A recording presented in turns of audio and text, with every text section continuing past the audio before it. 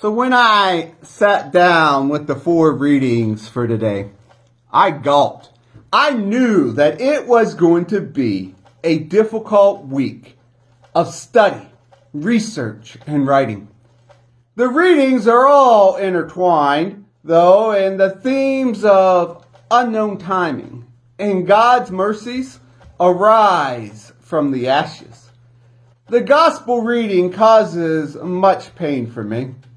In the end, I believe that at the heart of the parable, there is a connection between accountability and abundance in Christian living. That is what we will examine. Today, I am going to tackle the parable of the talents. Hopefully, I can do the text justice.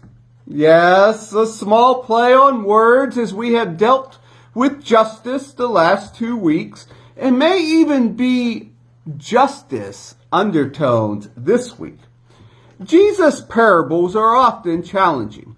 Many times his devout followers were in the dark as he was speaking, and here we are, 2,000 years later, trying to figure out what does this parable truly mean, and how does it play out in our lives. I tried to dig a little deeper in my preparation and see this parable through a new pair of eyes. I think that I have accomplished that, and I'm going to share with you the insights that I have gained. As always, I will be honest with you, and I'm not sure if I am 100% loving the new insight that I gained, because it is challenging for us. The parables that we have been hearing the last few weeks are stories with layers, perhaps many facets of meaning. These truly are stories that can be heard in different settings, in different ways. I do want to share with you that a warning that I heard this week. If you believe that you know the meaning of the parable, you can probably assume that you are mistaken. So today, I am simply going to share with you what spoke to me. Maybe what spoke to me and I am sharing with you will speak to you. Or maybe you heard the text. The parable spoke something very different to you, and I would love for you to share those thoughts with me. Before we immerse ourselves into the gospel reading, let me set the table for you.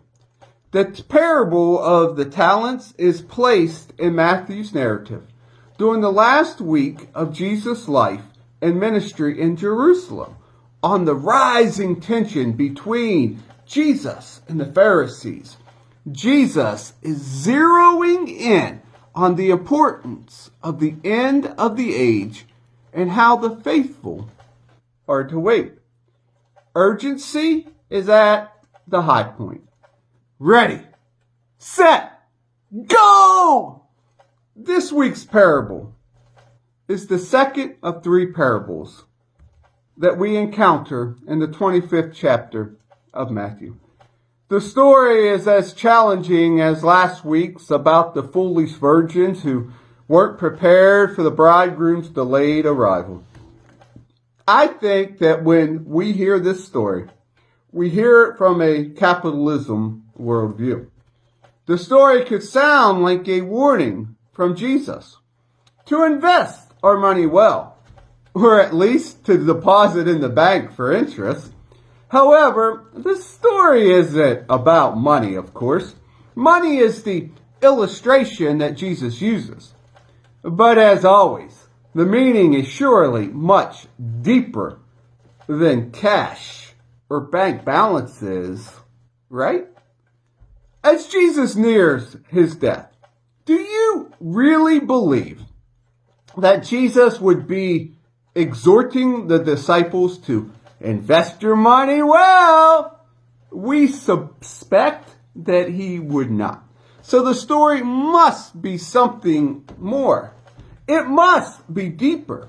Where is that deeper meaning? In the past, I may have stopped and rested in the fact that the parable is about things like responsibility and accountability. We need to put our resources and our talents to good use. But let's go further. It would probably help us if we took time to pause and read all three of the stories together. Jesus is preparing to leave his disciples.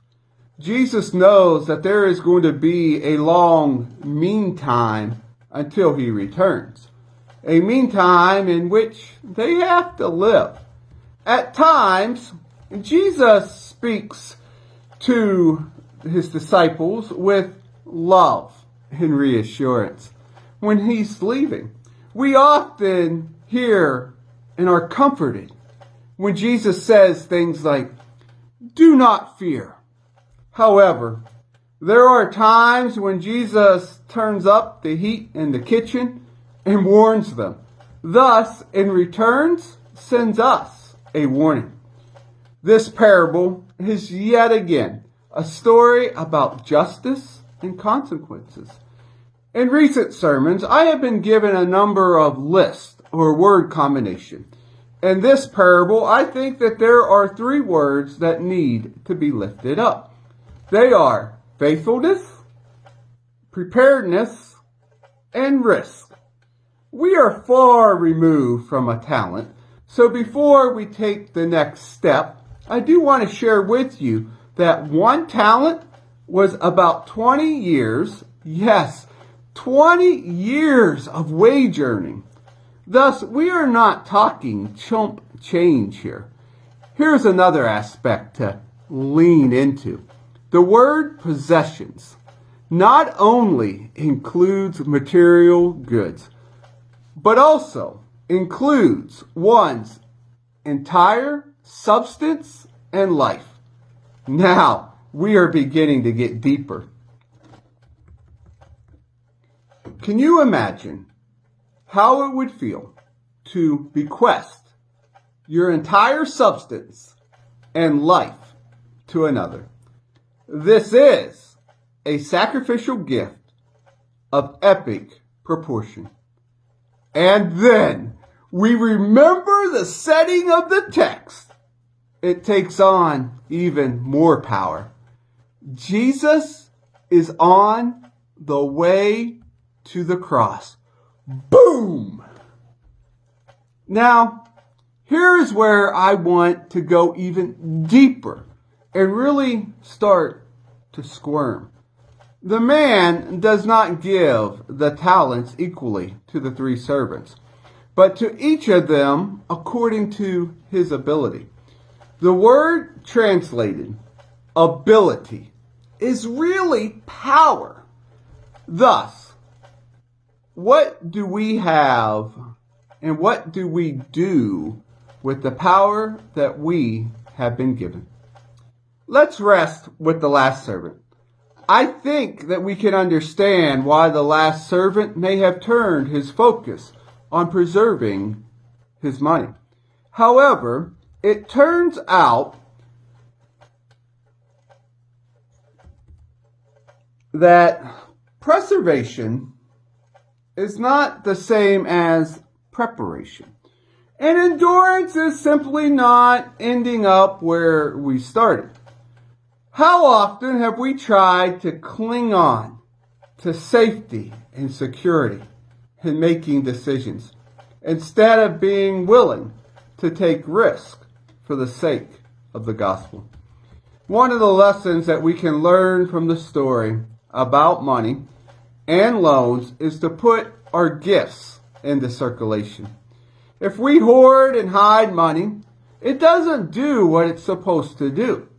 How about this take? What God has given us, our lives, our faith, our abilities, our gifts, our possessions, is given in order to be spent and put into circulation, in order to be the source of further blessings for others. and ourselves. Maybe we should adventure out and be involved in risky giving. As I begin to wrap up this message, I want to give a plug to our Tuesday at 3 Zoom Bible study. We had 7 online this past Tuesday, and we talked about the third servant quite a bit. We have a gracious, generous, and life-giving God. However, I think that we view God like the third servant at times. We see God as oppressive, cruel, and fearful. And by doing that, we end up living a life that is tragically impoverished. As valuable as all of these insights are, I think that we could also read into this parable a very important lesson about how to live in our present time. Yes, courage and generosity and good stewardship of our resources are all part of the picture. But the big picture is one of a transformed life as individuals and as churches and as a parish. How often do we choose to bury our faith, our relationship with God, the gospel itself, or at least tuck it away in some hidden place and just take it out on Sunday or in an emergency situation? How much better if our whole life were affected, changed, and transformed by living out our baptism, by responding every day to our calling. Here is a host of questions for you to ponder as I end my sermon. Is our faith life more about safety and reassurance and security, or is it about risk-taking and openness and courage and the unimaginable abundance to which these virtues lead? Have we even thought of such things as virtues? Are we willing to let the gospel loose in the world? Are we willing to be a blessing to the world? Friends, don't bury your talents. Go and share the treasures with those around you. Amen.